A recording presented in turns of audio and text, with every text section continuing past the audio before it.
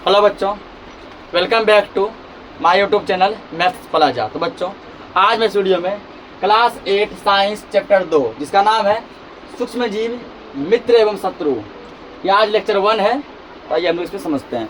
तो चैप्टर का नाम क्या है? सूक्ष्म जीव मित्र एवं शत्रु। सूक्ष्म जीव का मतलब छोटे छोटे जीव होते हैं ना, कीड़ा हो गया, ठीक ना, चुट्टा हो गया, चींटी हो गया, केंचुआ हो गया।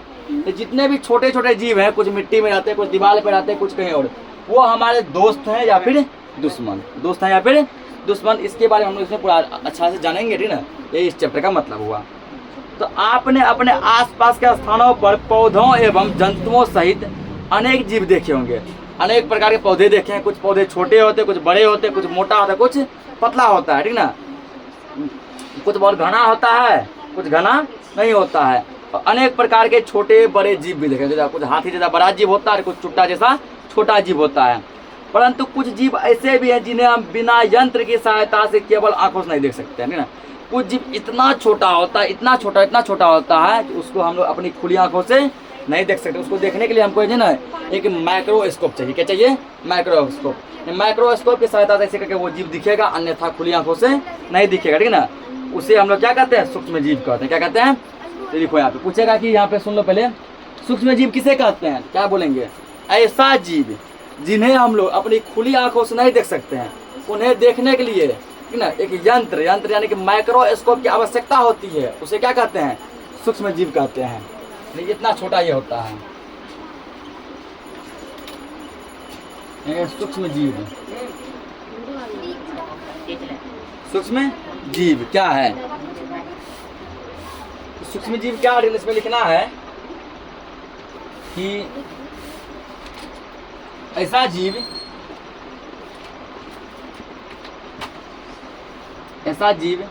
जिन्हें हम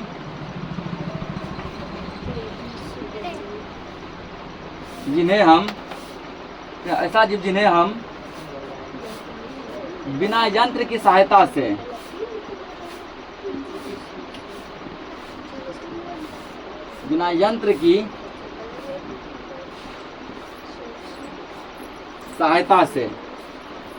केवल आंखों से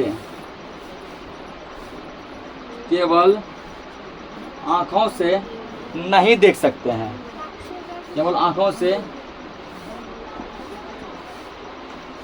नहीं देख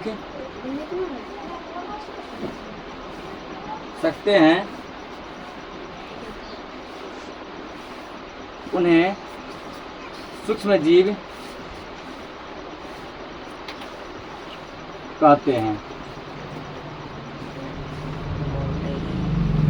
जिस जीव को, ठीक है, जिस जीव को हम लोग अपनी खुली आंखों से नहीं देख सकते हैं, उसको देखने के लिए यंत्र मतलब मशीन, यंत्र मतलब मशीन। वो लेंस भी हो सकता है, माइक्रोस्कोप हो सकता है, टेलीस्कोप हो सकता है, या किसी भी मशीन के सहायता से हम लोग देखेंगे, वो क्या कहलाएगा? ठीक ना, वो कहलाएगा तुम्हारा सूक्ष्म जीव। क्या कहलाएगा?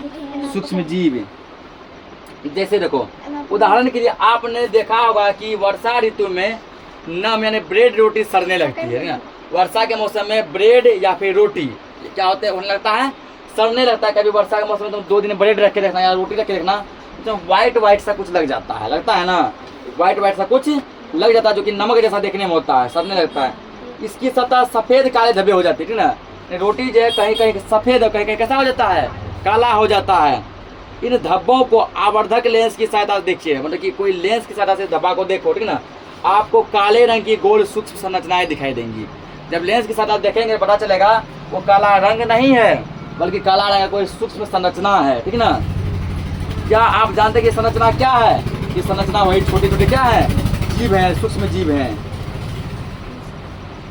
एक क्रियाकलाप दिया है, क्रियाकलाप जैसे है ना, कि बगीचा या मैदान से एक बीकर में थोड़ी सी गीली मिट्टी लीजिए, इसमें जल डालिए। एक मैदान जाओ, थोड़ा सा क्या करो, गीला मिट्टी लो, मिट्टी तो गीला है ही, उसमें जल डाल के उसको और गीला कर दो। मिट्टी के कण बैठ जाने के पश्चात जल की एक बूंद स्लाइड पर लेकर सूक्ष्मदर्शी की सहायता से इसका परीक्षण कीजिए। अब मान लो कुछ जल दे दिए, कुछ देर छोड़ दो, आधा 1 घंटा छोड़ने के बाद क्या होगा? सब मिट्टी पेन दाम बैठ जाएगा ना। पानी कहाँ आ जाएगा? ऊपर। उसमें 1-2 बूंद क्या करो, ना, जल को लेकर उसको माइक्रोस्कोप से देखो, उसमें तो बहुत सारा कीटाणु जीवाणु जो जिग जैसे करते हुए ऊपर दिखाई देगा, हजारों लाखों कीटाणु पर ऐसे करते हुए दिखाई देगा, ठीक ना। इन परीक्षण से पता चलता है कि मिट्टी एवं पानी में अनेक छोटे छोटे जीव उपस्थित रहते हैं। इस प्रयोग से यह पता चला कि मिट्टी और पानी में छोटे छोटे जीव क्या है, बहुत ही हैं, ठीक है ना। सूक्ष्म जीव इतने छोटे हैं कि इन्हें बिना यंत्र की सहायता से नहीं देख सकते। फिर वही बात देते, ठीक है ना, इतना छोटा है कि इसको बिना यंत्र की सहायता से नहीं देख पाएंगे। इसमें से कुछ जैसे कि ब्रेड पर उगने वाले कवक को आवर्धक लेंस की सहायता से देखा जा सकता है, जबकि अन्य सूक्ष्म जीव की सहायता से नहीं दिखाई देते, ठीक है ना। जैसे ब्रेड पर जो जमा होता है व्हाइट व्हाइट सा या काला धब्बा या फिर उजला धब्बा, वो होता है कवक। क्या होता है, कवक। कवक को हम लोग लेंस की सहायता से देख सकते हैं, यानी कि अगर कोई जो ना हाई पावर का आवर्धक लेंस का चश्मा पहना है, उस चश्मा से भी देख सकता है, जबकि और सब जीव जो है लेंस की सहायता से नहीं दिखेंगे। सूक्ष्म जीवों को 4 वर्गों में बांटा गया। सूक्ष्म जीव कितने टाइप के होते हैं, 4 टाइप के। कौन कौन, पहला जीवाणु, दूसरा कवक, तीसरा प्रोटोजोआ और चौथा शैवाल, ठीक ना। चौथा क्या होता है, शैवाल। जीवाणु, शैवाल, प्रोटोजोआ एवं कवक के कुछ सामान्य सूक्ष्म जीव दिखाए गए हैं, ठीक ना। यहाँ लिखो पहले सूक्ष्म जीव के प्रकार। सूक्ष्म जीव के प्रकार इसमें लिखना है, सूक्ष्म जीवों को 4 वर्गों में बांटा गया है।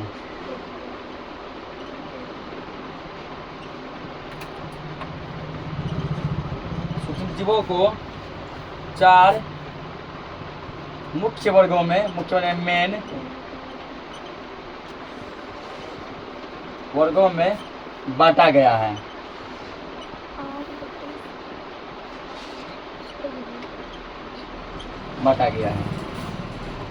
पहला क्या है, पहला जीवाणु, दूसरा है कवक, दूसरा क्या है, कवक, तीसरा है प्रोटोजोआ,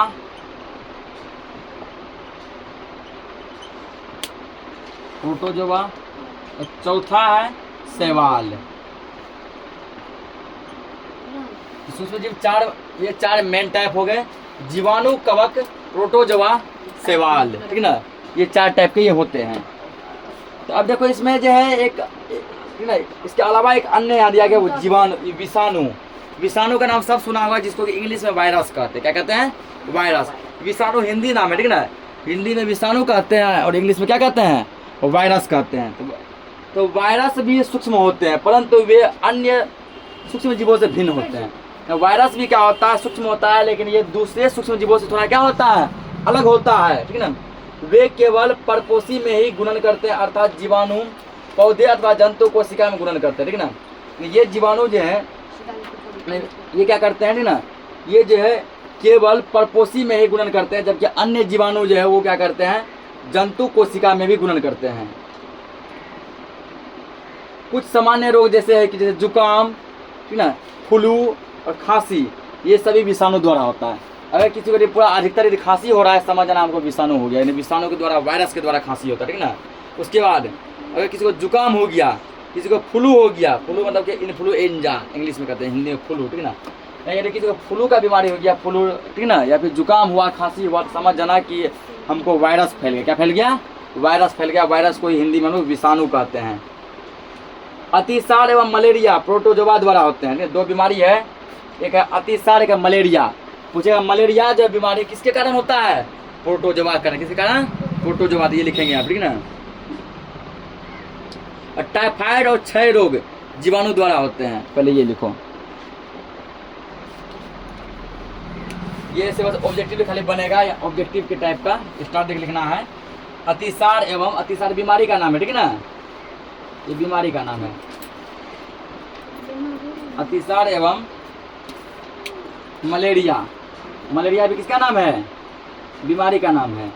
अतिसार एवं मलेरिया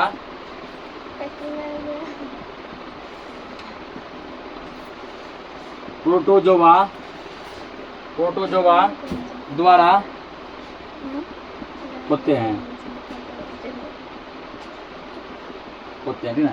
पूछ सकता है कि अतिसार और मलेरिया ये 2 बीमारी किनके माध्यम से होते हैं, प्रोटोजोआ के माध्यम से। किसके माध्यम से होते हैं, प्रोटोजोआ के माध्यम से, ठीक है ना। एक और बीमारी है जो कि लगभग कितना को हुआ भी होगा, कितना सुना होगा, टाइफाइड सुना है ना। टाइफाइड का नाम सब सुना होगा। तो पूछेगा टाइफाइड किसके द्वारा होता है, जीवाणु के द्वारा। किसके द्वारा, जीवाणु के द्वारा। तो ये भी अगला टाइफाइड एवं क्षय रोग। अब कुछ बच्चा यहाँ पे कंफ्यूज हो गया होगा कि सर क्षय रोग किसको कहते हैं, हो गया कंफ्यूज सब। टीबी नाम सुना है, टीबी बीमारी जो होता है, टीबी बीमारी है क्षय रोग, यानी तो टीबी, ठीक ना। टाइफाइड एवं क्षय रोग जीवाणु द्वारा होते हैं। तो क्षय रोग तुम लोग भले ही नहीं सुना होगा, टीबी का नाम सब सुना होगा, ठीक ना। तो टाइफाइड हो गया, टीबी हो गया, ये दोनों बीमारी ऐसे हैं जो किसके माध्यम से होते हैं, जीवाणु के द्वारा होते हैं। किसके द्वारा होते हैं, जीवाणु के द्वारा होते हैं। कहता है कि इसमें जो है ये जीवाणु के बारे में ना 6 और 7 में पढ़ाया जा चुका है थोड़ा बहुत, यहाँ पे हम लोग विस्तार से इसके बारे में जानेंगे।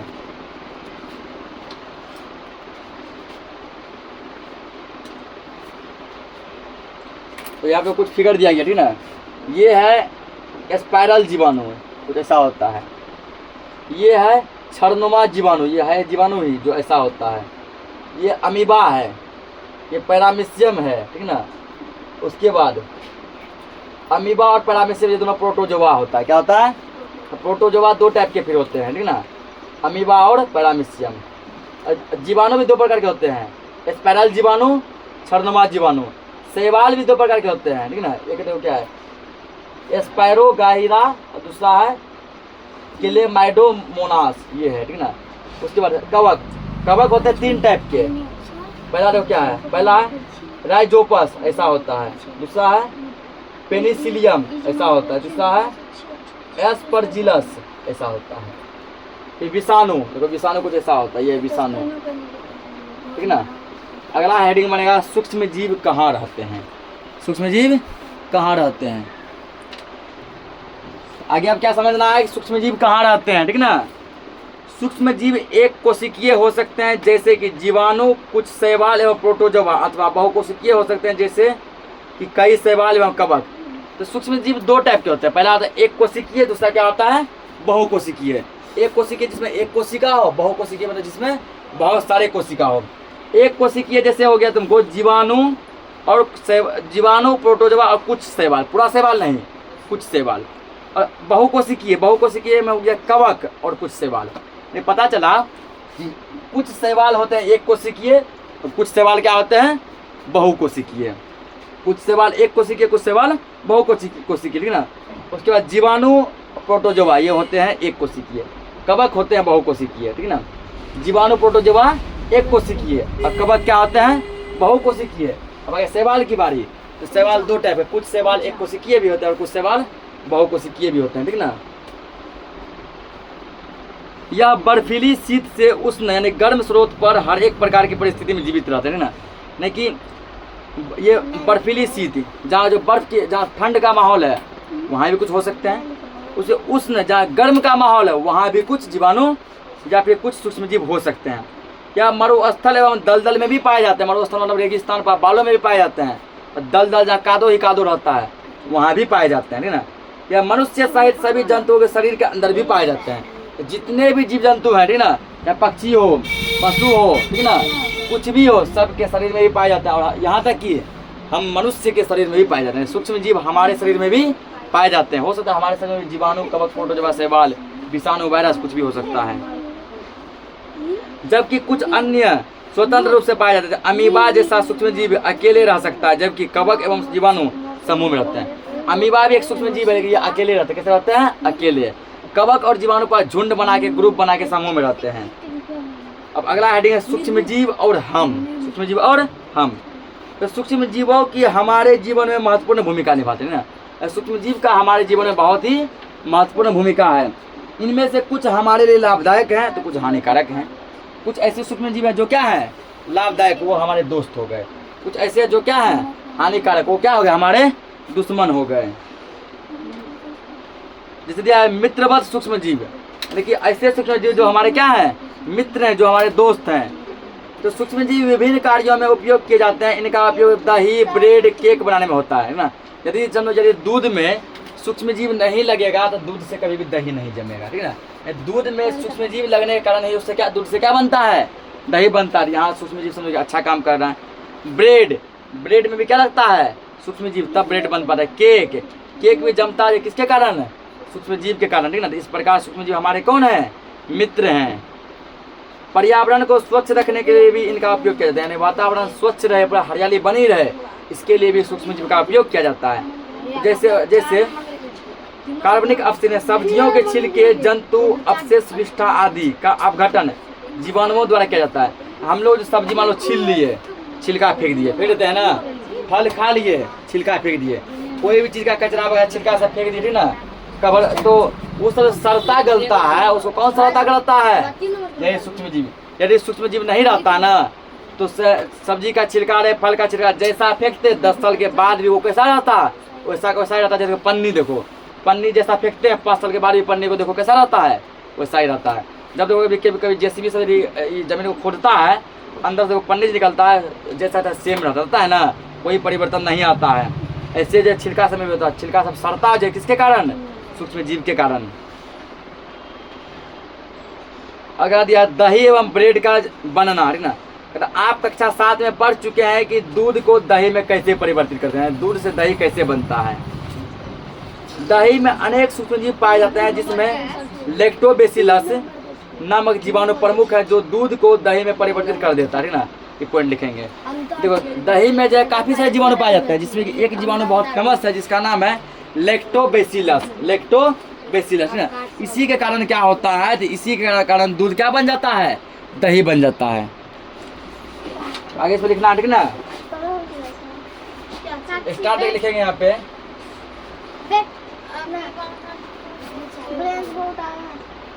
तो स्टार्ट लिखेंगे, ठीक ना।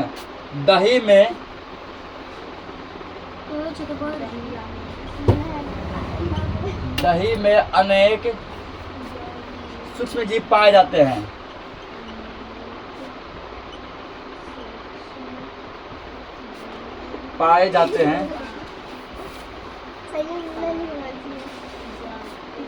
जिनमें लैक्टोबैसिलस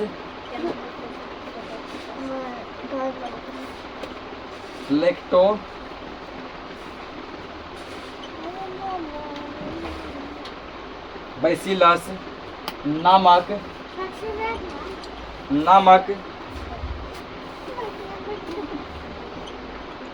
जीवाणु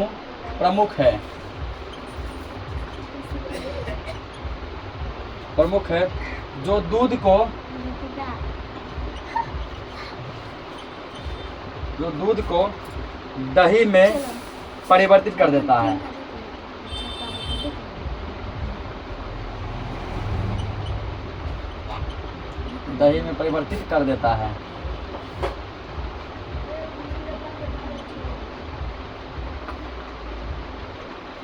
तो दही में जो है ना, दही में अनेक प्रकार के जीवाणु पाए जाते हैं, ठीक ना। सूक्ष्म जीव पाए जाते हैं, जिसमें कि सबसे मेन जो सूक्ष्म जीव है वो है लैक्टोबैसिलस। वो क्या है? लैक्टोबैसिलस, ठीक ना। इन्हीं लैक्टोबैसिलस सूक्ष्म जीव के कारण जो है दूध क्या किसमें कन्वर्ट हो जाता है? दही में कन्वर्ट हो जाता है। वह दूध में जनन कर उसे दही में परिवर्तित कर देता है, ठीक ना। जीवाणु पनीर, अचार एवं अनेक खाद्य पदार्थों के उत्पादन में भी सहायक है, ठीक ना। दूध से जो पनीर बनता है, इसमें भी कौन हेल्प करता है? जीवाणु हेल्प करता है। अचार जो बनाते हैं, कौन हेल्प करता है? जीवाणु हेल्प करता है। इस प्रकार जीवाणु यहाँ पे क्या है? हमारे यहाँ पे सूक्ष्म जीव हमारे दोस्त हैं। सूजी, इडली, भटोरा का एक महत्वपूर्ण संगठक दही है, ठीक ना। अनुमान लगा सकते हैं कैसा कि जीवाणु एवं यीस्ट चावल के आटे के किण्वन में सहायक होते हैं, इससे इडली एवं डोसा बनता है।